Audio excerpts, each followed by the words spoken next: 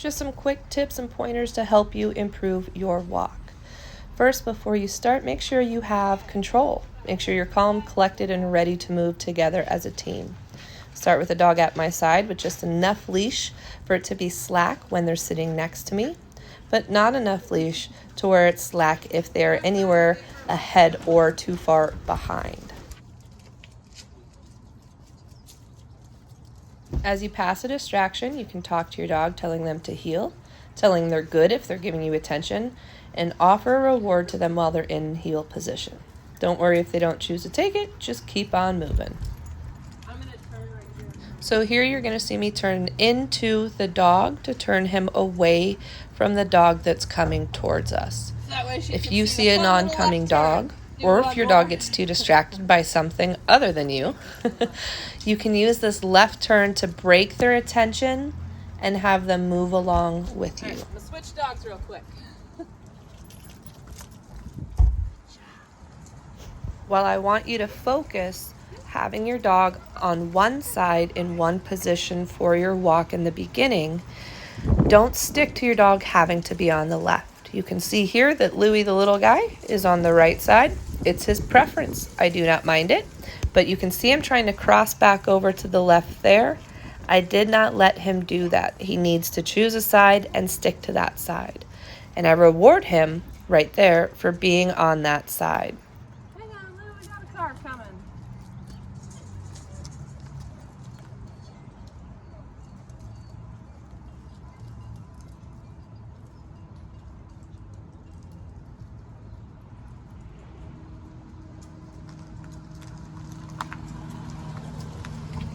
Game on. Come on, Lou.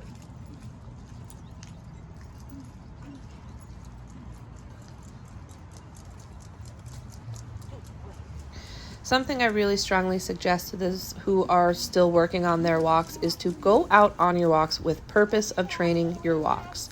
Be ready to reward your dog for being in correct position.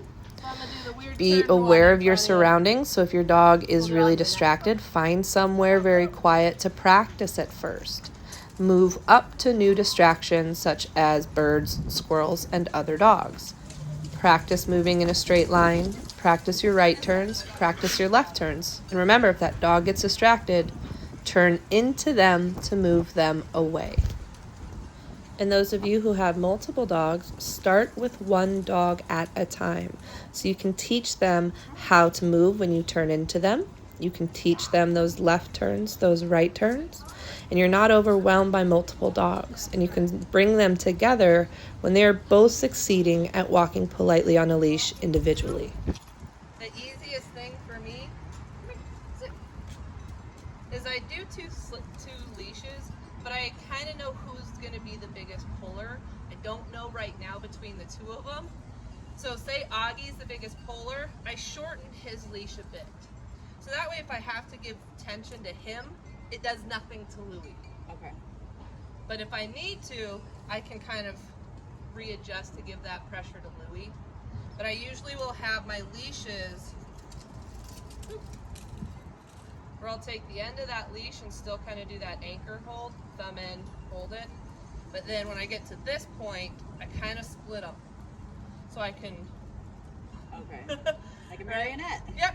So I can pull that one, nothing happened to that one, and I can just kind of flip and switch. So just kind of feel out as you're going, whoever is the more egregious puller gets a shorter leash. Because then I'm quicker to respond to that and not get the other one. But I'll still turn into them. But I'm always paying attention to who's doing the most pulling.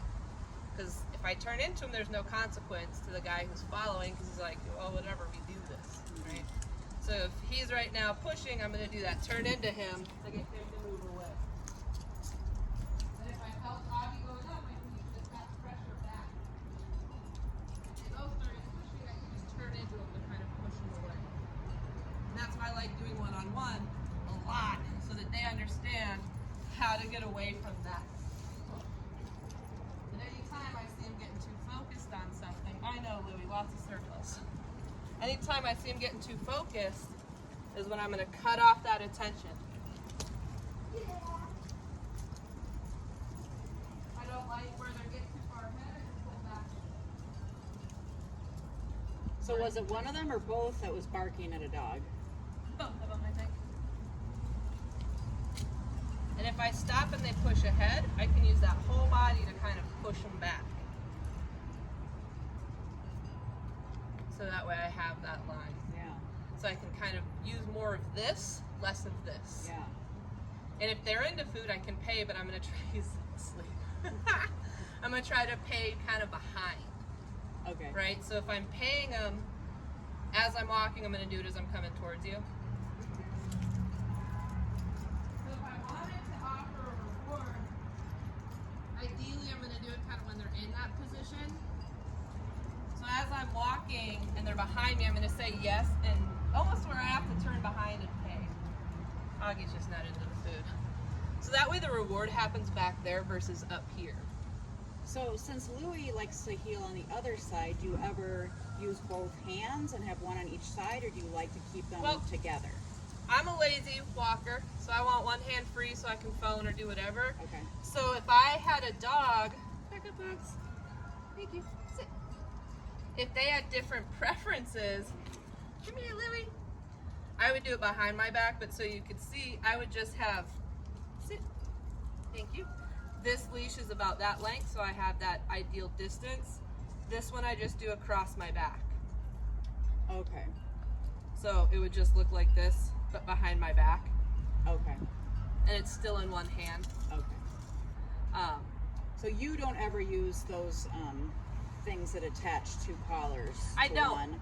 I don't. I've never had dogs that move at the exact same pace.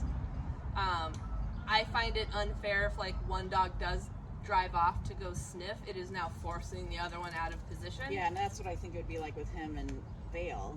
Yeah. So Like I've used it a couple times, like a little bit longer one with an older dog and a puppy doing like recall stuff or like off leash, so they're kind of stuck together. Okay. But it's my slow, low mosiers. And I'm not trying to really teach anything except for get to me. okay. Yeah, you guys want to do a little walking? We're going to do little turns. What'd you get on your foot, bud? Nothing. Snot. All right, let's go. We're going to do a couple walking. Then do them just to remind them I'm here. I can always put space in between dog. I can put myself in between dog and person. And then this one, as we come at each other, I'm going to do the turn. Or again, if I start to see them focus on him, I can just cut him off. He's falling behind. He didn't like that pressure. He didn't like the two dogs coming at him.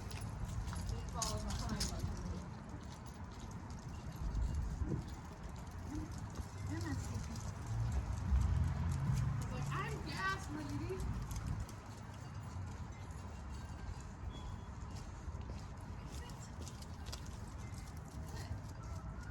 So I like to practice my left turns into the dog just to claim place. I like to stop, practice my sits with them because it's still that nice control and tandem. And when I'm really feeling pushy, I make one stay and work the other. Are you gas, bud?